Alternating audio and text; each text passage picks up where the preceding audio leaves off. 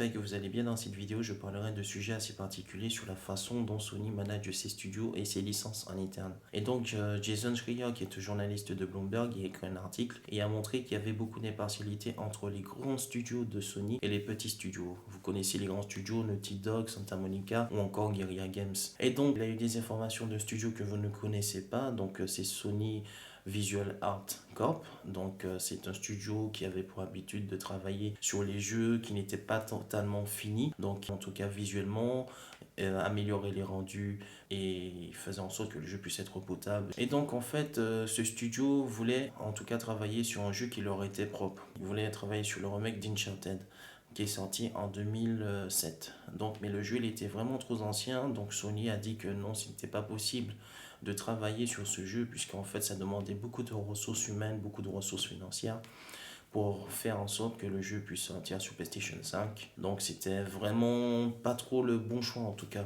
Et donc ils se sont repliés, ils ont dit que bon, ils vont essayer de travailler sur un jeu que vous connaissez bien, The Last of Us Part 1, mais qui a déjà eu des remasters. Donc un remaster qui est sorti en 2013, il y a eu un remaster sur PlayStation 4. Et donc ils voulaient travailler sur le remake de The Last of Us Part 1 qui était censé sortir avec un pack de la PlayStation 5 avec The Last of Us Part 2.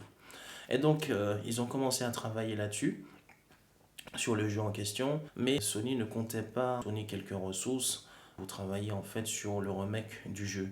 Donc ils se sont débrouillés, ils ont fait une section du jeu et ils ont présenté cela à Sony. Et par la suite, il y a eu le problème de The Last of Us Part 2. Il était censé sortir en 2019. Donc ils ont dû arrêter les travaux sur The Last of Us Part 1, le remake, et ils ont été aidés Naughty Dog pour travailler sur The Last of Us Part 2. Mais en échange, Sony leur a dit que ce serait Naughty Dog qui les aiderait pour travailler sur The Last of Us Part 1 en remake. Donc ils étaient d'accord, donc ils ont fait le nécessaire et tout. Donc The Last of Us Part 2 est sorti. Et après, ils ont commencé à travailler sur le remake de The Last of Us Part 1. Donc, il y a plusieurs personnes de Naughty Dog qui sont venues les aider, une dizaine de personnes environ.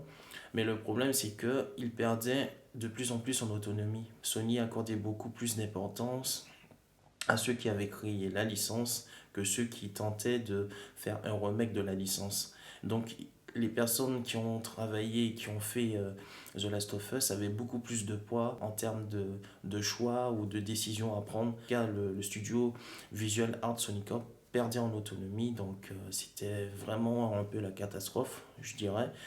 Et donc, ils se sont sentis un peu blessés, car voilà, c'était leur idée. Ils ont voulu travailler sur leur jeu, etc. Donc, du coup, en fait, Sony a dit que bon, ça demande trop de ressources, etc. pour travailler sur le remake. Donc, ils ont carrément fait en sorte que le remake, qui était une idée de Visual Art Sony Corp, ils l'ont tiré des mains de Visual Art Sony Corp et l'ont mis directement entre les mains de Naughty Dog.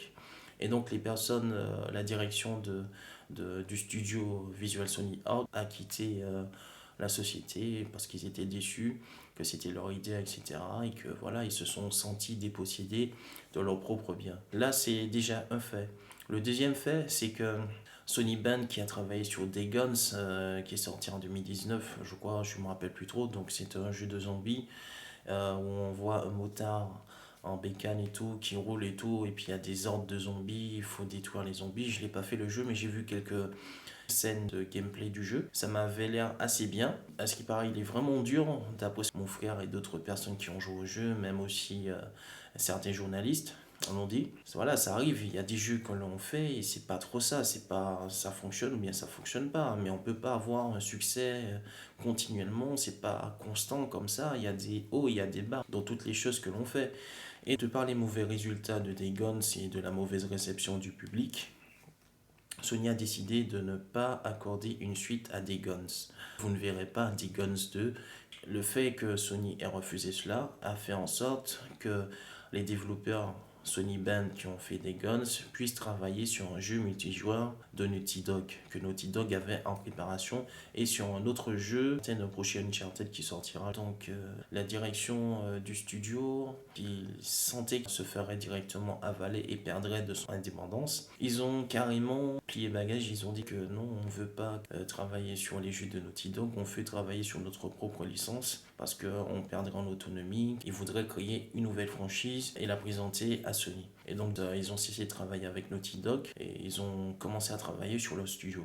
Quand on regarde bien, Sony s'attarde beaucoup plus sur les studios qui lui apportent beaucoup plus d'argent. On le remarque avec Naughty Dog, qu'ils ont accordé beaucoup de ressources à Naughty Dog, que ce soit pour créer des séries, créer une série qui sera sur HBO par exemple. Sony souhaite en tout cas l'excellence. Mais il faut dire aussi qu'il y a certains studios, il y a certaines personnes aussi.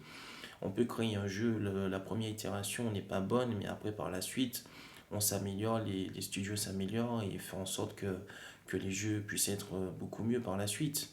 Mais si ils coupent directement l'herbe sur les pieds de Sony Band par exemple, ou encore de Visual Art Sony Corp, au profit des gros studios et tout. Donc, faut dire que les licences seront pauvres. Elles seront certes qualitatives, mais elles seront pauvres. Mais s'ils ne laissent pas la possibilité à ces studios de s'exprimer, de s'améliorer à chaque fois, de licence en licence, bah, c'est clair qu'en fait que les studios, il n'y aura rien d'autre.